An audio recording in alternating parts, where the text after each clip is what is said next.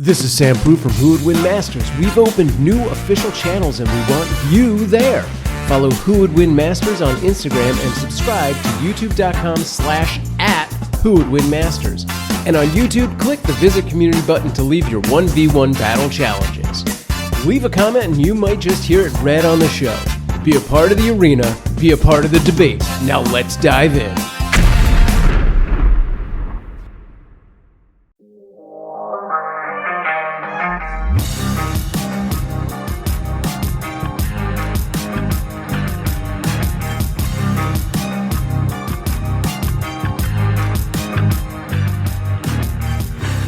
Hello and welcome back to the second of our Shocktober wrap-up episodes for Who Would Win Masters.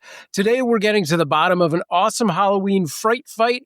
We're reading your comments and your 5-star reviews, so get ready to be scared by yourself. I am Sam Proof on all of the socials, and we're going to see how you voted and what you had to say about Buffy the Vampire Slayer versus Jason Voorhees. What's going on? And of course, I can't do this alone. The man in the shirt that has shown all of the things. It's got everything on it. Ray Stacanis. Ray, how are you doing? I disagree with you completely. I think you could do this by yourself. Maybe. Just choose not to. That's possible. I mean, the wrap-up for sure. If you had to solo venture one of these, I think you could handle it. I'll just put it out there. Probably. And it would probably be a lot shorter. So, depends what the people want, I suppose. It would be. It would be like, here's the 2 good comments that I like, and these are the results. All right. But of course, we're not alone. Yeah. Who Would Win History?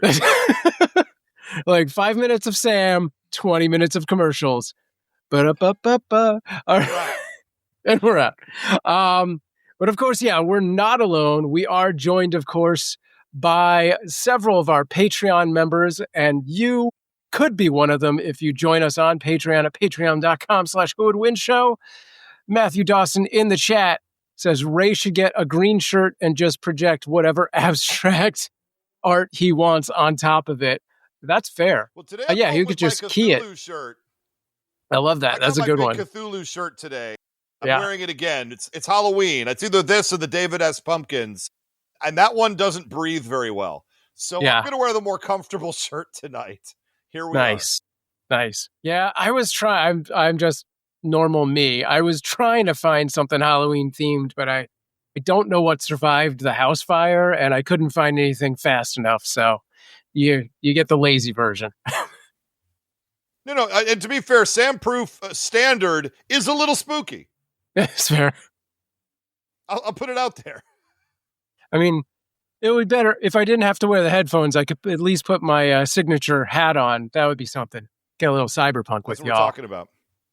That was, to be fair, a very important part of contract negotiations. That's true. Sam Proof not being allowed to wear his signature hat. I'll invest in earbuds. You can't wear a hat. All right. But we had a very exciting episode here of Buffy this the was Vampire good. Slayer versus Jason Voorhees. I love this episode. I will say TV's Gina Ippolito, star of the new Rockstars YouTube family of channels, including The Witching Hour. If you're listening to this right now and you're able to just go find The Witching Hour new Rockstars on YouTube and subscribe to it, you probably should. She has an episode. She has a video on there about Nightmare on Elm Street and its history and its cultural implications and all that I thought was excellent. Very, very nice. good. Very good video, and you should probably check it out if you get a chance to. Snurts agrees. Yeah. Lord Snurts is in our chat. He says it's a great video about Elm Street. Nice. Yeah, no, I was so happy to have Gina on the show. She is a pleasure to work with and just so awesome at doing all of the things necessary to make a great battle happen. And she really knew this character. So this was, I think, the most head-to-head ever. I knew coming into it that she was going to bring the heat. We've had a few guests, or I just knew right out the top. But I know Gina. I've known Gina for a long time now. Yes. There was no way she was going to leave anything on the table. She was going to come swinging, and she did. For sure. Yeah, it was fantastic. It was well done by both of you. And without, further ado, maybe we should get into some of these reviews and see what the people had to say about it. I'm trying just not to have a 5-minute show, Sam Proof. No, we should segue more. No, I think we're doing great. And I think that there is a lot of stuff to get through, a lot of comments. Three new this looks like a reviews lot. this week. I mean, if you really want to pull things down, I am doing a session 0 on a new D&D campaign in which I play a turtle, so I could just do everything in the voice for that character that I'm using, and it might bring our times to 7 minutes. Even the cat's mad at you right now. Anyway, Review number 1. My board here says Sam is going to kick us off here. All right, I'll do this. So what is it? The username is the second thing. It's Bim Boom Gloopy. Says, a fight I want to see. I want an episode of Who Would Win Masters, Invincible versus Homelander. Yeah, we all just want one episode. Just Invincible versus Homelander. But I also want to see Samurai Jack versus Metal Bat. Sorry, I don't know where that came from. One Punch Man. I don't know enough One Punch Man. Yeah. I don't know it enough to know who Metal Bat is. I'm aware of Saitama, Mm-hmm. Sativa. What's his name?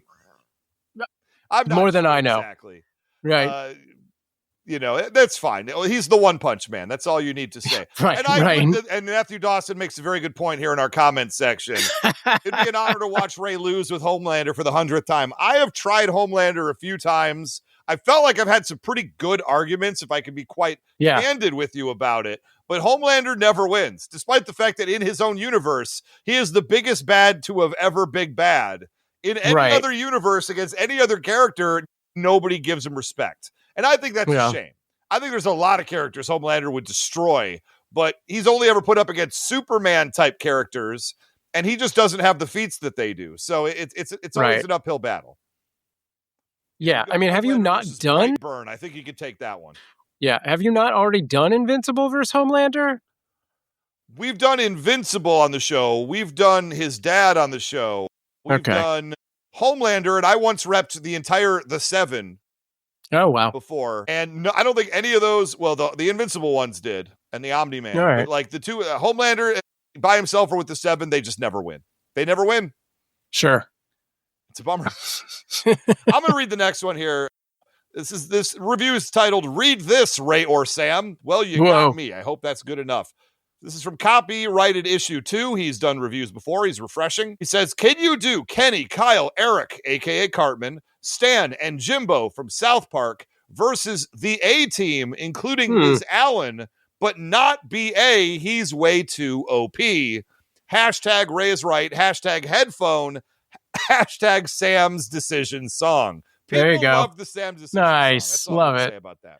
All right, yeah. And, I have not done South Park on the show. I don't know that I kind of want to do South Park on the show. I know on the other Who Would Win show on this network, they just did a South Park themed episode. Right. So I don't think the timing is right for it, period. For sure. Yeah, I don't know. I don't know. I'm not the biggest fan of South Park. I don't love what they do over there. So I don't really, it's not a property I feel like I need to prop up, It's a weird battle for me. I don't know. Like, I'm willing to oversee anything because I just have to make the calls and keep the show going. So it's not up to me to win. But yeah, that seems like a really weird team up. Not that the one that we just did was any less weird. Oh no, it's fair. Like we do normal ones. It just occurred to me, we could do this. Tell me if people want to see this. South Park characters in their D&D campaign as those characters versus the animated Dungeons and Dragons part from the cartoon show from the 80s. Yeah. I don't know enough about their role-playing campaign, but they did make video games based off of it that we could probably draw from. Is that an idea that people would get on board with? Comment below and let me know. I'm intrigued. I don't know enough about the D&D side of South Park, but I'm intrigued by that concept for sure. All right, the last review before we get into the final vote and the comments and all that. This is titled, Who Would Win? So we know you're in the right place. Thank God.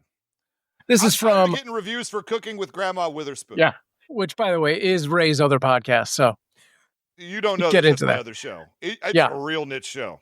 Yeah. Still wears that shirt, though. I do. This is from Hi, this is Jay. Hi, Jay. Okay. Hi, Jay. This is Sam. Ghostface versus John Wick. Man, I don't know about that one. I mean, look, Ghostface, he is in the new Mortal Kombat doing a lot of super meta stuff, but John Wick just would shoot the heck out of him. That's what I think, The only way Ghostface has a chance here is if the big reveal at the end is that Ghostface is John Wick. Right. And then I don't know what to do with it at that point. Sure. But I don't know. Thank you for the review. We appreciate it. Yeah.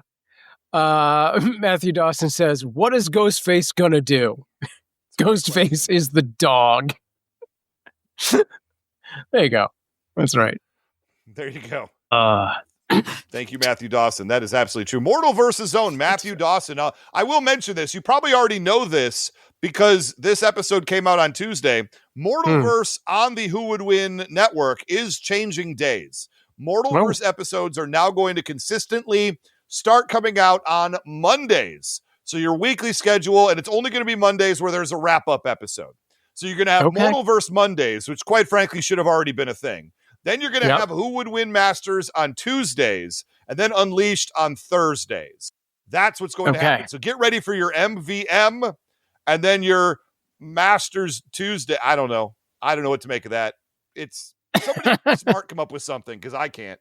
Anyway, we're going to stay on Tuesdays. I like that day. And Mortalverse is moving from Fridays to Mondays on weeks that the wrap-up comes out. So know this going in. And Sam, is this a good opportunity before we get to the actual fan votes? We are building a new Instagram channel and a new YouTube channel. Yes. It's not quite up yet as we record this or as this airs. We probably need another week or two to get all the fine-tuning and details done. But we're going to have new social media just for Who Would Win Masters.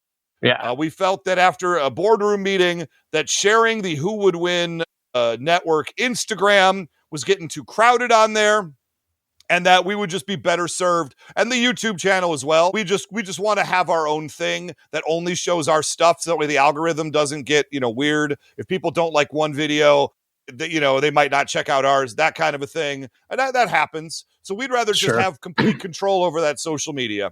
And we're going to, and we'll announce it here on the next episode of the wrap-up. So just keep an eye on our social media as it exists right now. We'll try to give you all the changes. We'll definitely have it on Patreon, and we'll definitely, on 2 weeks from now on the next wrap-up episode, for an episode I think you guys are going to get a kick out of. We'll get to that later. We're going to have all that info. So just keep an eye out, and please give us some follows and likes and subscribes when you get a chance to. As soon as we tell you where to go. As soon as we tell you where to go, which we don't actually know yet. We're still putting it together. We'll get it. So, all right. Now it's time for the fans' decision. Do I need to get I have Sam's decision. Do I need a fan I was just going to say, we need a fan theme song, right? The fan theme song is just the drum roll. We don't need to. Which I should do we need to stretch it that far? Here. All right. I could, yeah. Okay. Here we go. Are you ready for this, Let's do it. Yeah. Here we go. Maybe. Fair enough. Maybe. Add it in post. I'm going to have to add it in post. It's not working. That's fine. I'll just do this. With 80% of the vote, people, your winner in Buffy vs. Jason is... What was this? Well, that's cross six. Great. All right, sorry. I wanted something there, and that's all right. The thing that popped up. With 80% of the vote, did I say with the boat? 80% of the vote. We're gonna need a bigger vote. It's Buffy the Vampire Slayer. Well, this is outrageous. This means no, Gem is outrageous. That means that Ray with Jason has achieved only 20%. However, it has come to my attention. Check this out. Come to my attention that the good people over at the Mortalverse, who have a Discord, a social media we have not attempted to make of our own, but let us know if we should. I was actually going to talk to you about that after the show and be like, should we do a Discord? I don't know. Do we do it? Show, Knowing has a Discord. So all right. We could just add people to that Discord and just make it a double show Discord with different sections. I don't know. Is that a thing? Yeah, we could do that. Want? Could do that. I Split guarantee Discord. you Sam will be on there a lot more than I am. Probably. I have Discord open every day. All the damn time. I hardly use it. But apparently they have run their own poll. Yes. Completely against regulations. There's no merit to this whatsoever. I just had to put that out there. This is unofficial.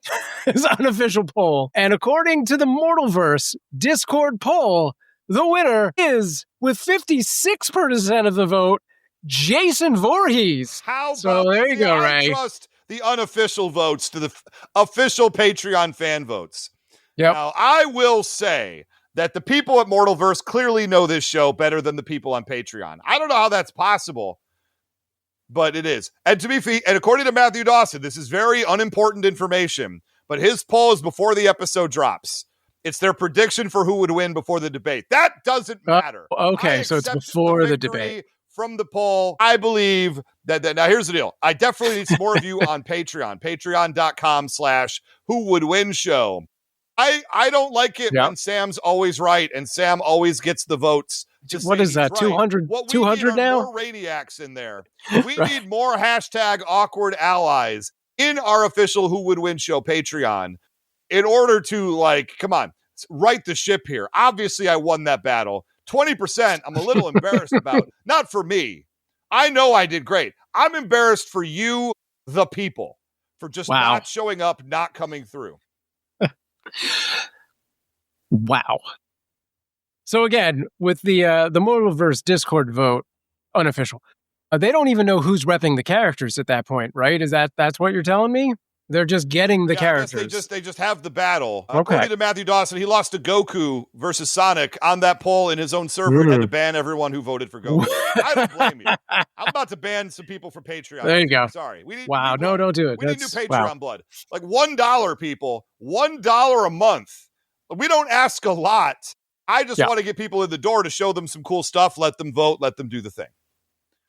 I mean, maybe we should do it where they do $2, they get 2 votes. I don't know. Is that a thing? There you go. Well, let's talk about that after the show. Snurts says Ray doesn't want my money. That's because I know where it's been, Snurts. Gross. How dare you? This show is already off track completely. But we do have this. Look, we got comments. We have quite a few comments on this one. We got a lot. Good battle. A lot of listeners. Good numbers for it. I appreciate that from everybody at home listening. And Lord Snurts leads us off. He has our first comment right here. On Matthew's Discord poll, I voted for Jason/Ray. After hearing the episode, I think Buffy/Gina won the match. How dare you? I'm also influenced by a death battle episode featuring Buffy versus Blade. That's interesting. Who would put Blade in a Who Would Win battle? That's crazy. Anyway, I didn't know she had so many tricks up her sleeve. Also, Gina knows how to get under Ray's skin after a decade plus on knowing half the podcast. She got him riled up, which made for an entertaining show. Definitely. It was a winner of a show for sure. Great battle, great guest. Everything was so awesome. What was that comment? It was a great match. Yes. That is from Snurts. It was a great match. Yeah. Loved the energy. It was awesome. Yeah. All right. Moving on. Dwayne Fauci. Is that even close? Said neither. Just Dr. Fauci. I don't know about that. Says neither. Buffy's specialty is vampires. Her skill can keep her alive, but Jason can't really die. Taking him is one thing. Permanently destroying him is quite another. I don't think either one would win. How about that? There you go. I mean, I accept the draw. Yeah, that's fair. I mean, we can't accept the draw, can we? Isn't that a thing? No draws. But I forgot to read this a moment ago. I have Gina Ippolito could not be here with us, so do not be here expecting TV's Gina Ippolito to join us. She was a little bit under the weather. I hope I'm not giving up the farm on that. But so she was not able to join us. But she did send me a statement to read to the people. Okay. It says, "To my supporters, thank you. I've spent most of my life dedicated to beating Ray, and I'm happy you could all be a part of that. To my detractors, say, cry harder. TV's Gina Ippolito." Oh my God. I And love that's about the Gina. most Gina thing you could possibly That was expect to be said perfect. right there. Yeah. I'll read this next one, though, because we got Yeah. an email. We do operate whowouldwinshow@gmail.com, and you are welcome to email us. Send us your demo. We got a demo. Sam, I mentioned this. We got a demo from a very, very young person. Yes. I don't know exactly how old he was, but maybe like 10, like a real youngster. And he was seems about right. phenomenal. He was phenomenal. I did write him back. I don't know exactly how to proceed with a 10-year-old debater for who would win Masters. I definitely want to talk to some parents first. I'm going to promise you that right now. I'm not about to be just engaging in email back and forth with the 10-year-old without the parents being involved. That gets you in trouble 11 times out of 1. Don't do that. But I wrote back, and I thanked him for the email, for the wonderful demo, and I said, let's get your parents on board. Let's have a conversation and see what we can do. So who knows? We might have our youngest Who Would Win show competitor in history at some point in the future.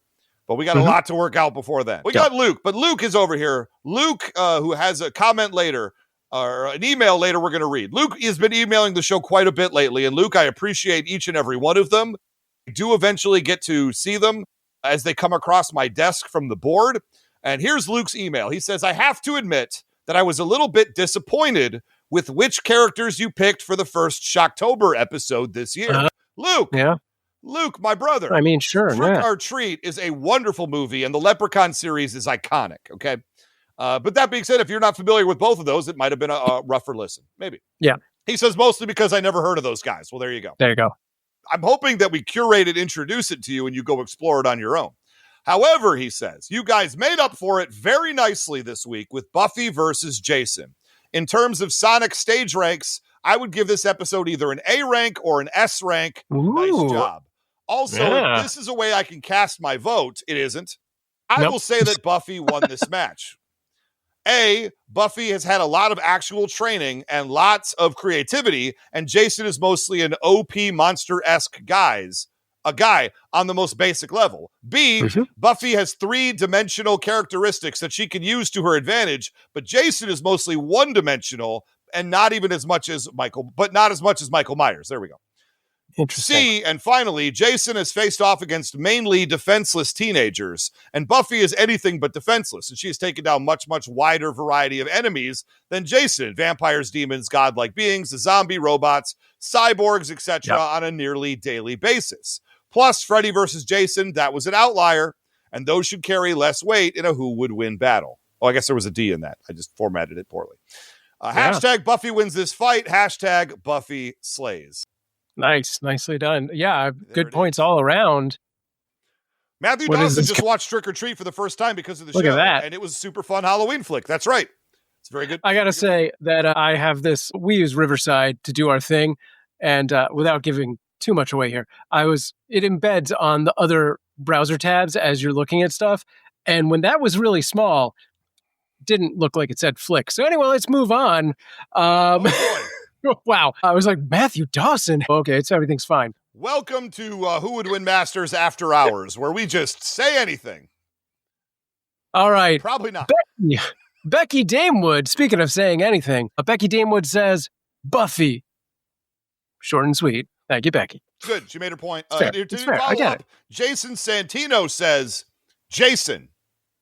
All right. I like these. I like how we can just hang right through them like that. That's phenomenal. We got about 20 more where they just say the one thing, so we'll just do that.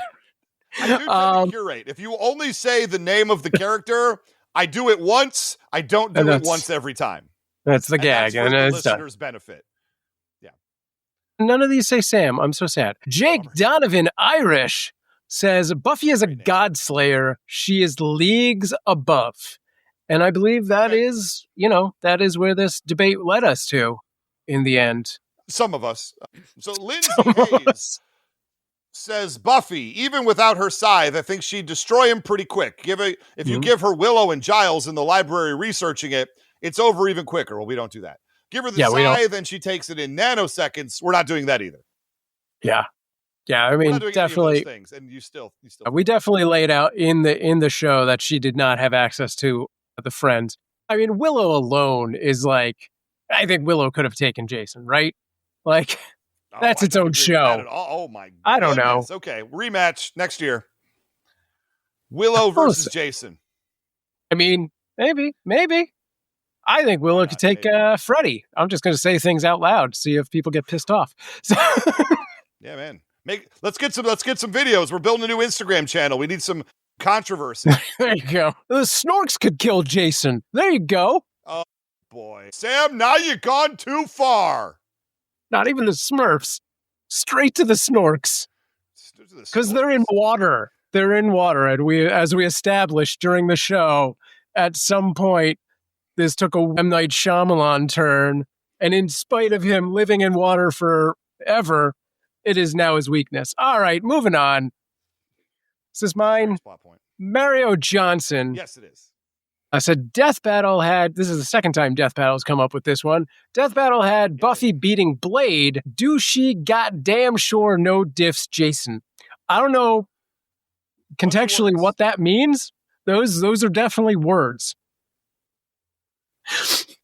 I'll just keep going. Lewis Young. He says, Jason is my favorite monster. Yeah, I can appreciate that. Yeah. But Buffy takes it. There you go. Well, okay. Disappointing. It is what it is. I mean, yeah, out of all the slashers, he's a classic. But yeah, Buffy. Classic. Now, we got 4 Mortalverse Discord comments that Master Matthew Dawson was nice enough to send over to me.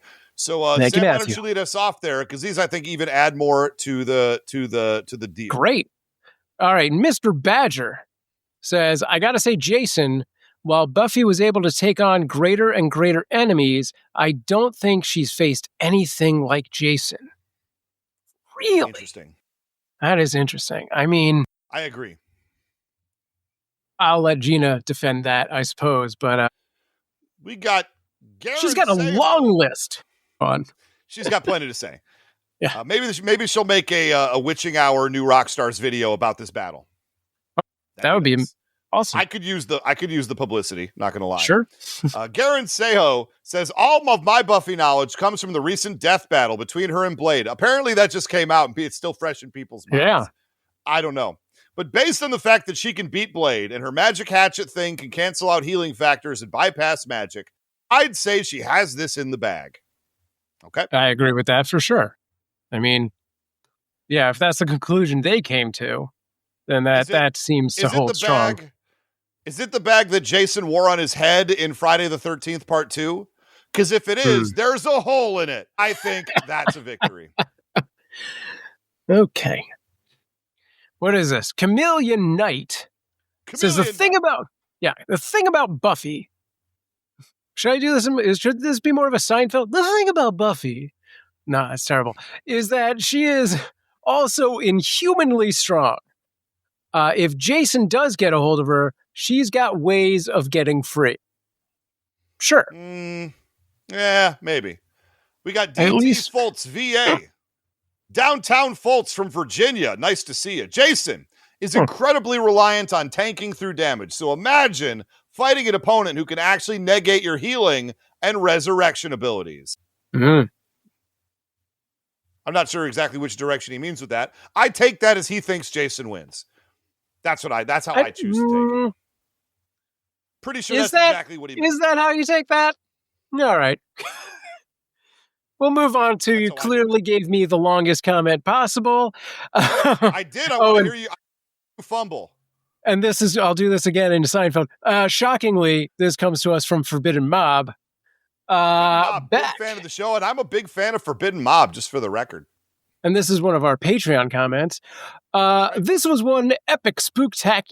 Nope, I did it. He got me. He did Spooktober. I went to say the other thing, but I caught myself.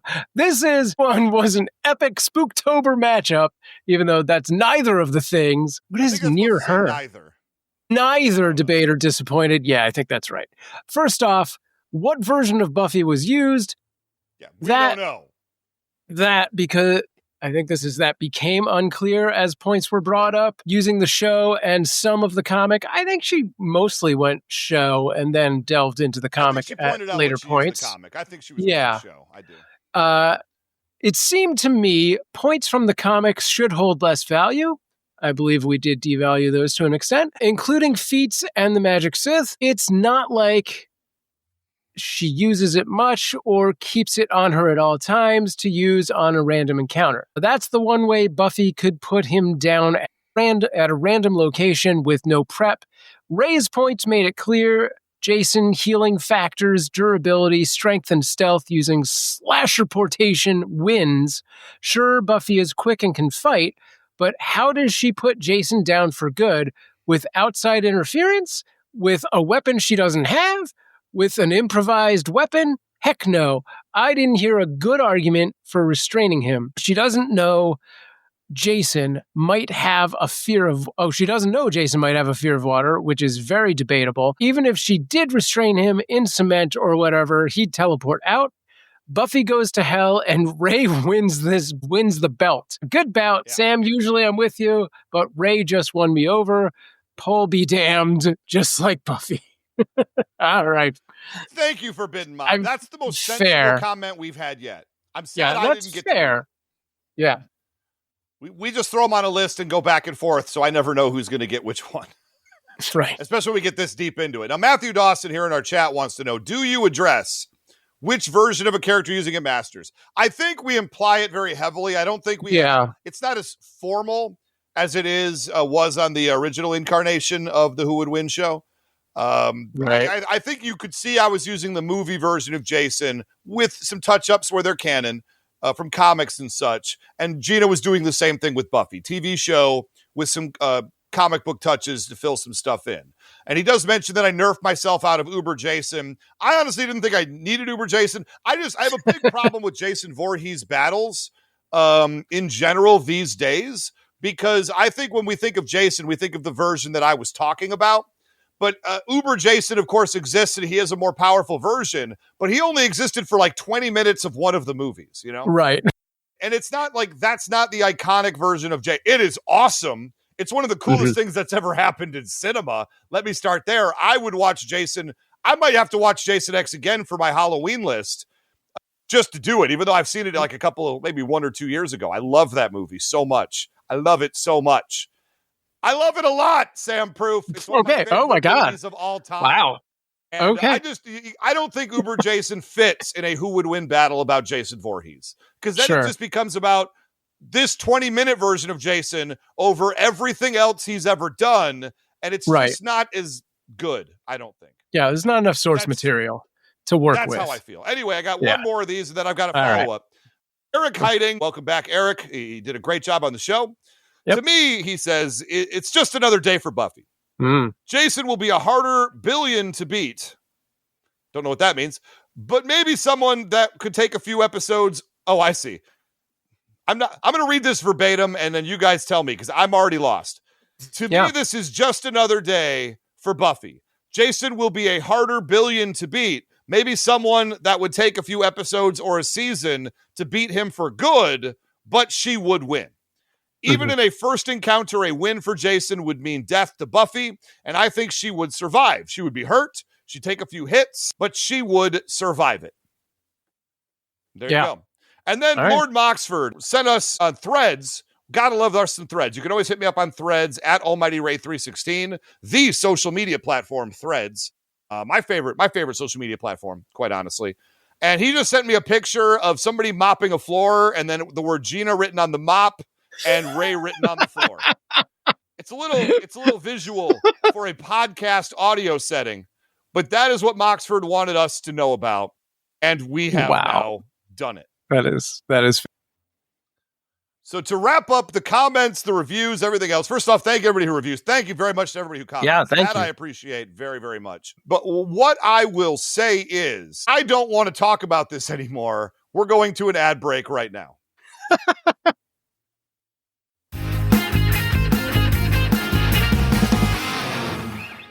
Have you ever searched yourself online? The results can be surprising, Sometimes unsettling, let me tell you. Your phone number, home address, and even details about your family are out there, whether you agreed to it or not. That's because data brokers are collecting and selling your information to marketing scammers, basically anyone who's willing to pay. It's the reason these robocallers know your name and why ads seem to track you across every screen. It is a digital nightmare. Well, Aura could be your solution. You cannot conceive of how many different scummy data organizations there are out there. When I used this service, I was shocked at finding out there are hundreds of places my info could be found. Hundreds! And Aura can shut a lot of that down. And if your identity's ever stolen, you're backed up by $5 million in insurance and 24/7 US-based fraud support to help you recover quickly. Look, other services charge about the same, but they only cover 1-2 areas maybe. With Aura, you get it all. Data broker removal, credit and identity monitoring, device protection, fraud support. It's all in one simple app. Aura removes what's already exposed, protects what's not, and puts you back in control. Right now, you can try Aura free for 14 days when you visit aura.com/remove. That's enough time for Aura to start removing your personal information from these data broker sites. Sign up today at aura.com/remove and get the peace of mind that your privacy, identity, and finances are safeguarded. That's aura.com/remove. Certain terms apply. See the site for details.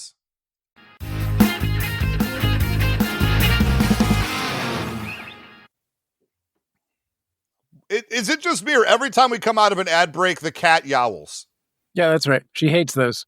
She's like, how dare you? She hates ad breaks. What's going on with that?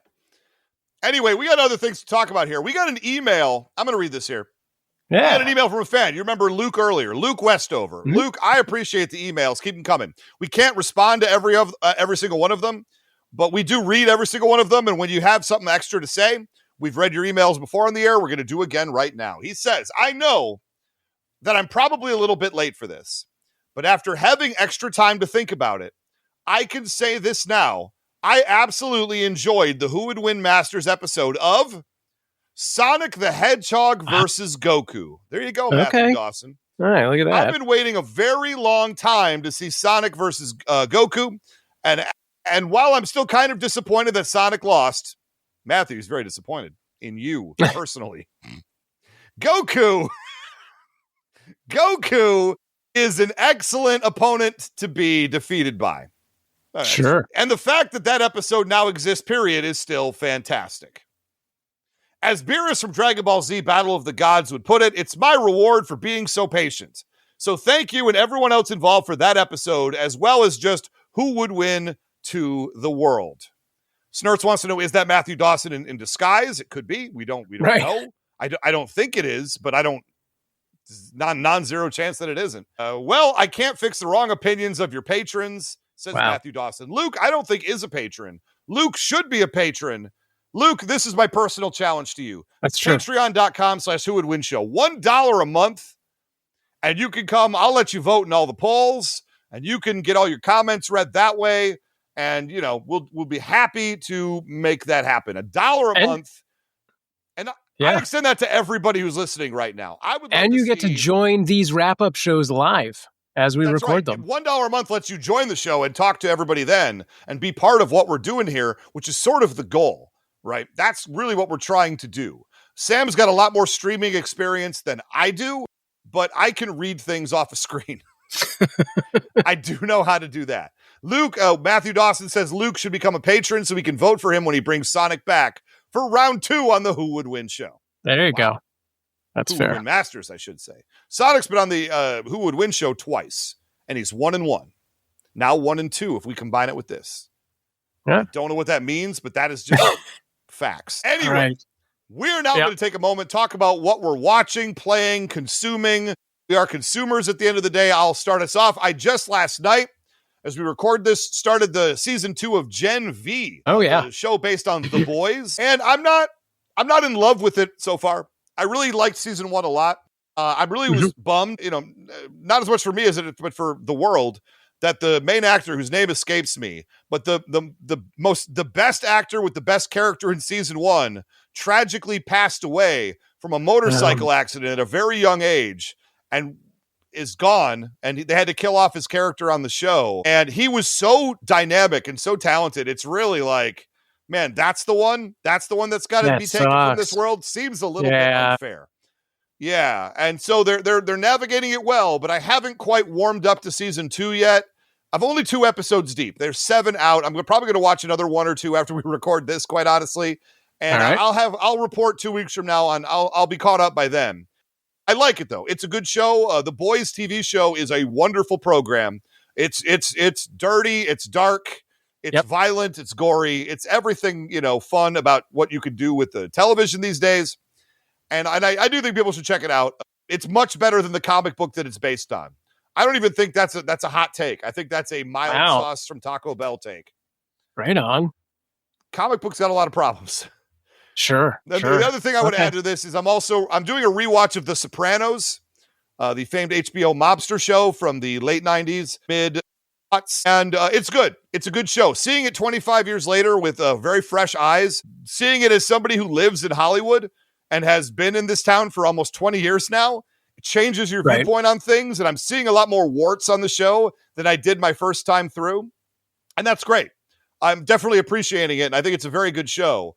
I can absolutely see how in some ways, knowing what I know now about how TV production works and writing and everything and acting, it doesn't quite hit the same way, but that makes it still very interesting.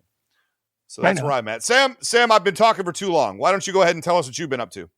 I did want to just point this out, just to be a horrible name dropper. I had to double check, but my friend and acquaintance, one of those, Junalina Nira, is actually a producer-writer on both Gen V and The Boys, and she came from The Flash.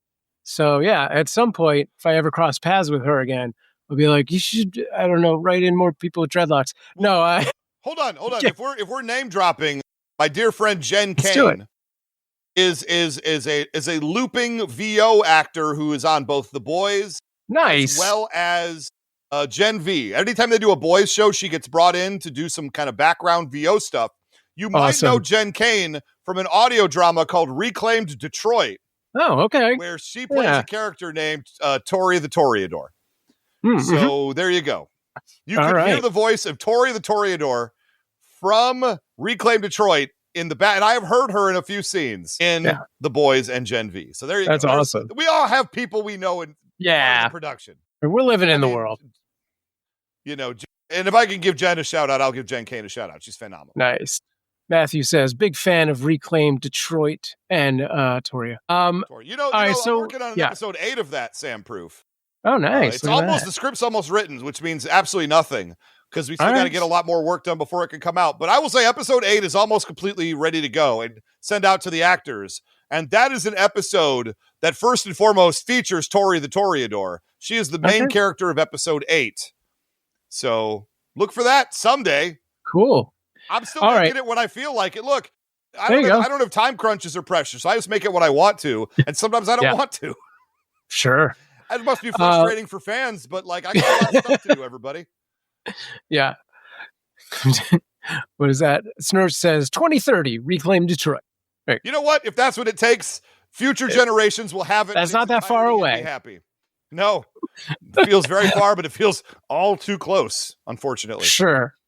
So yeah, this is the family section where I'll talk about what we as a family have been watching. So of course, we're still making our way through season 2 of Wednesday, which I've already seen, and I've definitely talked about previously on the show at least once or twice. I think we're a little over the halfway mark with that, so I don't want to get into any spoilers for anyone who hasn't caught it yet. But it is fantastic. It's super fun. We did just watch, and this is way beyond the limitation on spoilers, Ghostbusters Answer the Call, which this is the all-female cast. And I'd never seen it, and none of us had. My wife hadn't seen it either, and she was like, we really want to see the new ones, but we're trying to get through all the other ones first.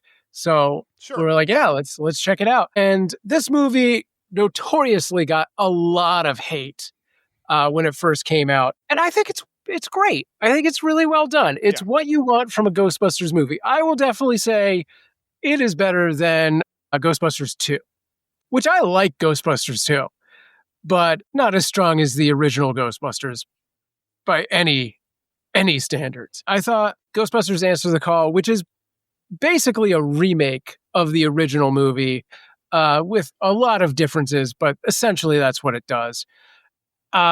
It's well done. The cast is very funny.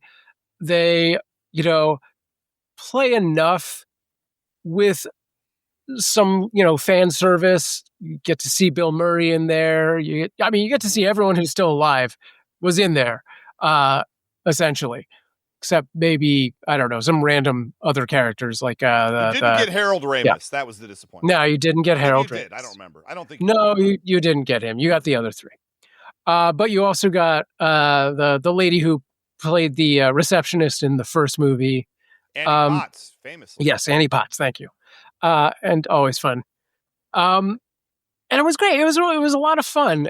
And even what's his name? Chris Hemsworth came in as the Annie Potts, receptionist character, a very different take on that character. Kind of a dimwit. He's a himbo. Yeah. And it was just enjoyable. I have no complaints about that. I saw that movie in theaters, and I didn't like all the hate that it got. I thought it's a perfectly good unwarranted Ghostbusters movie. I thought it was fine. Did I love it? No. Did it change my life? In no possible way.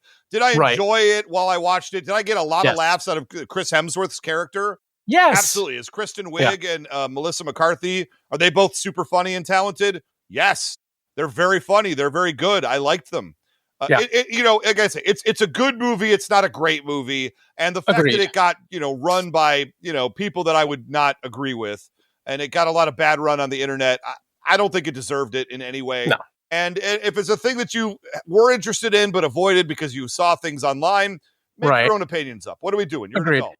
If you like Ghostbusters, go watch it. It's a good movie. It's fine. It's good. Yeah. I got more here. I got scary movies. I'm watching scary movies. I'm behind schedule. I wanted to do 13 scary movies in the month of October, and I only have 6 so far. So I have less of the month than half, and I have less than half also of the number of movies yet to go. I have watched 6 movies. I'm going to say right now, I've watched Critters, 30 Days of Night, The Strangers Chapter 2 in theaters, Final Destination 4, Children of the Corn. Nobody told me Linda Hamilton is the second star of that movie. And then finally, I got suggested, we'll get into a person later, Butterfly Kisses, which is a found footage movie suggested to me by somebody we'll talk about later. And I have, in fact, I didn't connect with Butterfly Kisses, just for the record. I didn't. That one did not do for me what I was hoping it would. And that's okay. But I need some more. Give me some suggestions. I want you to hit up Threads, hit up Patreon, throw me some suggestions of some horror movies to watch. I have some I already on my list, but I just need to do it, quite honestly. So I would love your suggestions. I will try to check some of those out. Let me know. All right. You heard it here first for the second time. That's right. All right. So the other thing that we've been watching, I think we have one episode left on this. This is a serial killer series on Netflix, and it is called Monster, the Ed Gein story. And I don't know, I feel like a lot of people are not familiar with Ed Gein, but he is the killer, I should say, that some of the most notorious killer characters are based on. Norman Bates, based on this guy. Buffalo Bill, based on this guy. Leatherface, based on this guy. And this series, which is an amazing performance by God, I can never pronounce this guy's last name. Charlie, who is he was in Sons of Anarchy. He was the main guy in Sons of Anarchy, which is how I know him. But he was also in some other things like Rebel Moon and King Arthur, Legend of the Sword, stuff like that. I think he's done. I've seen him more recently in something, but I don't remember what it was. But this guy who I thought, he plays this tough biker guy. I didn't even recognize him for the first 2 episodes because he plays this character like the of mice and men sort of very calm, like lispy.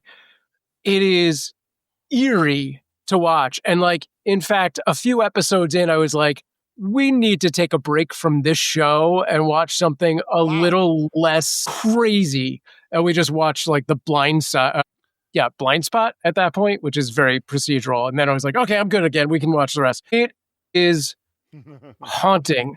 But the cool, interesting thing that they do with this show is, they're doing this, fictional take on his life and running through his story. And it's all great in the way that they do just that.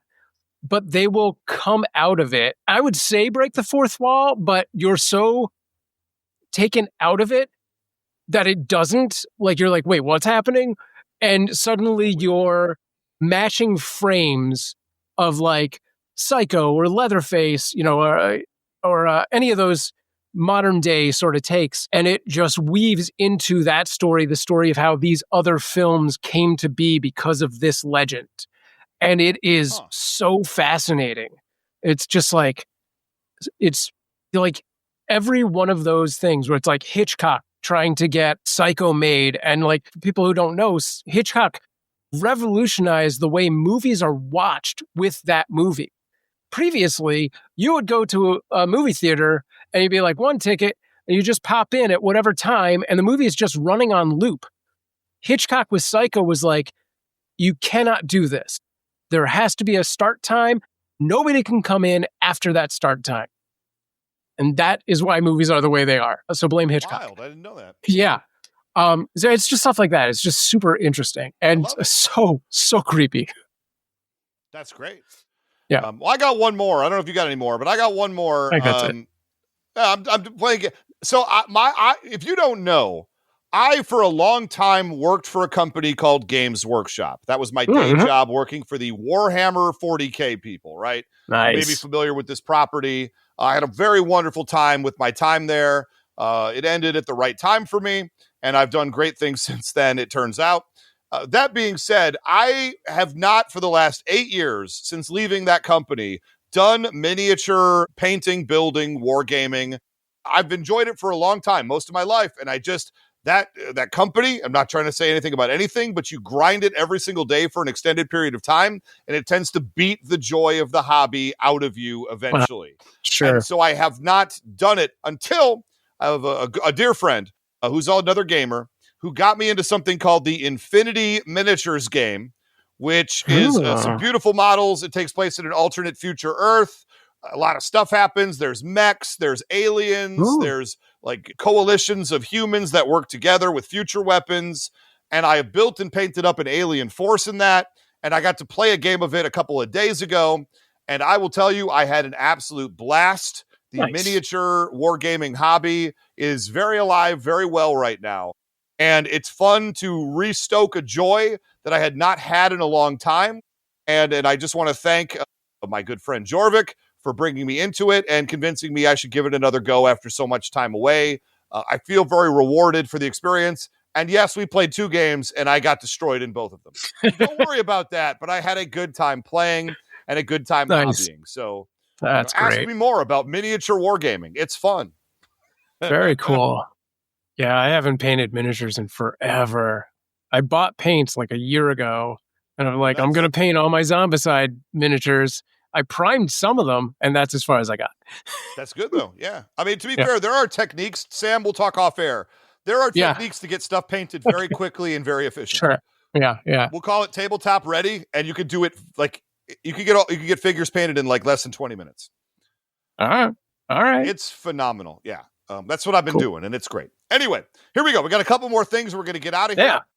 First off, movie night. All people on our Patreon, patreon.com/whowouldwinshow. I've encouraged you to join all this entire time. I encourage you to join once again, patreon.com/whowouldwinshow. We're doing a movie night this Friday. Friday night, that would be October 24th at 8 p.m. or maybe even 7:30 p.m. Pacific Standard Time. We're going to be watching a scary movie, and I've already said, I'm going to let the people decide. I don't know what we're watching. We're going to be watching a horror movie that takes place in space. Early frontrunners are, of course, Jason X, but we also have Critters 4, one of my favorites that I haven't seen in a long time. Leprechaun 4 in space. That one's ready to go. And I've also heard that there is a Hellraiser movie in space as well. I could at least offer it up. I think one of those first three is going to win. All right. I would love that. And yeah, we're going to try Snurts, 7:30 works better. Yeah, of course. I'm going to try to do 7:30, but life sometimes gets in the way. We get in as early as we can. Yeah, nice. Totally. Very Absolutely. cool. He understands. And now it's time for the plug. Our next battle, Sam Proof. I'm excited about this one. How much can I say about this? This is crazy. Go on. We could say, don't spoil anything. No. But here's our next battle. It's going to be Blade. Blade. We just talked about it. Buffy versus Blade. Weirdly. Blade came up a lot. We're going a little off for Shocktober's finale. We're going a little off the map. Yeah. We don't normally have scenarios, etc., set up ahead of time. It's a neutral location. In this case, we're changing the rules. We're going to drop Blade in the middle of 30 Days of Night, the very famous vampire movie in Alaska. If Blade was dropped into the town of 30 Days of Night, who would win?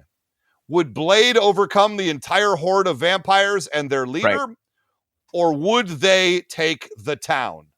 That's what we will be discussing. And our guest, very excitedly, is Mary Beth McAndrews from DreadCentral.com, the horror website on the internet. If you don't know Dread Central and you're a fan of horror, improve yourself. Go on there. They have all the news, all the info, all the opinion.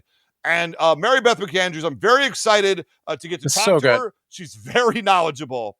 She's got a great social media presence.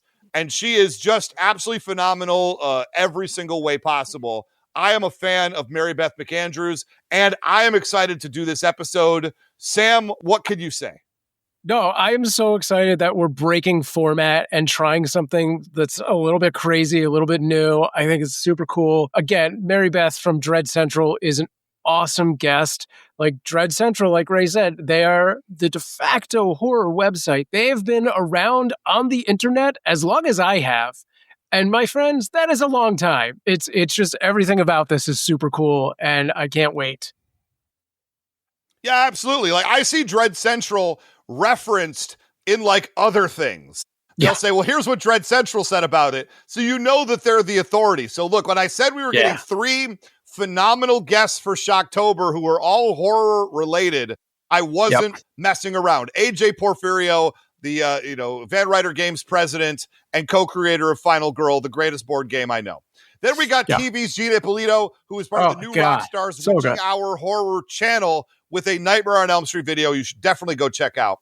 And now Mary Beth McAndrews from Dread Central. This is a stacked lineup, ladies and gentlemen. I'm not messing around with guests right now. I might later, but I'm not right now. Yeah, like maybe for Thanksgiving. That's right. Don't worry about Thanksgiving. We'll do that. Oh, and I do got to do a special plug. If you're with us right now, you can be with us for one more. My wife, Melissa Oakey, just launched a brand new YouTube channel called Who Wants to Do Some Math? It is it's for kids, but it's like sketch comedy and it's math-based, but it is funny. And I am in some of the videos. And I am in the video that is currently out on the channel. So if you do a YouTube search, this is a personal favor you're doing to me.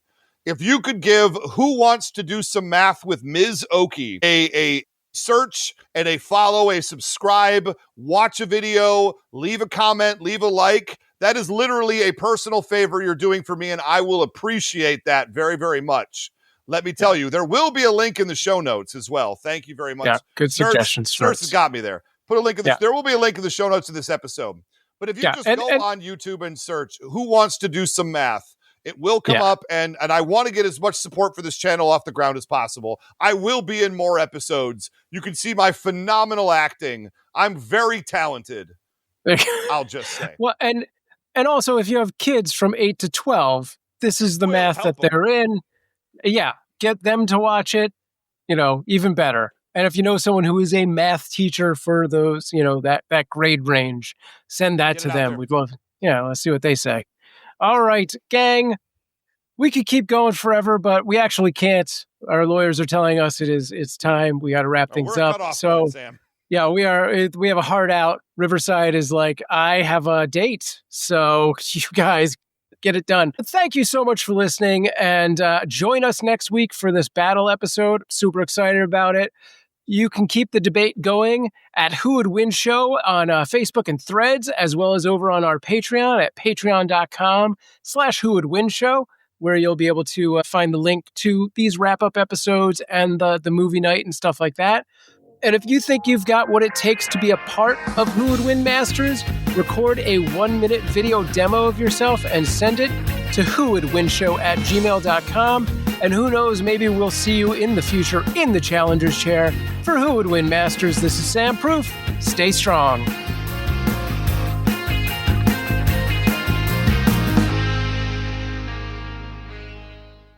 If you're a podcast host, listen up, this one's for you. My name is Allie Jackson. I'm the host of Finding Mr. Height, a dating and relationship podcast that I've been doing for 4 years now, sharing my positive and practical approach to dating that's built on my own life experience. And I wanted to share another experience that I've had, my secret behind monetizing my show. It's called Red Circle, and I was just telling my colleague about how much I love their platform. With Red Circle, not only am I getting a seamless hosting experience, but I also love the support I receive in ad sales. It's not just typical ad sales either. It's targeted opportunities based on my show and my life. And the platform is super simple. You just set your preferences and Red Circle matches you with sponsors that align with your show. You can vet every opportunity and their platform gives you great analytics. More recently too, my Red Circle team has brought me opportunities outside of my podcast on social media to really augment the podcast partnerships, bring them full circle. I just can't recommend them enough. If you want to give it a try, go to redcircle.com to get your free trial. That's redcircle.com for a free trial.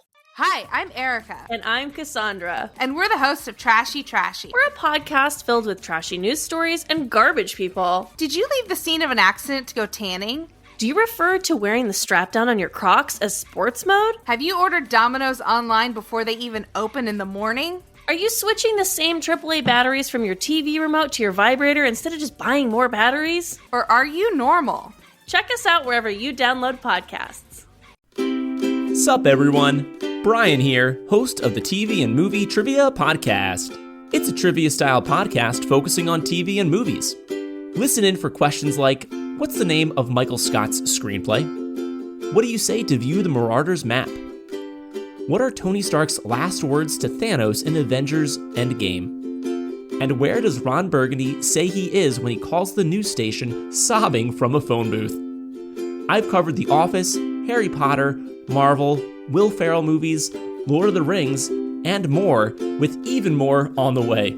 So play along to the TV and Movie Trivia Podcast anywhere you get podcasts, and stay tuned for more trivia.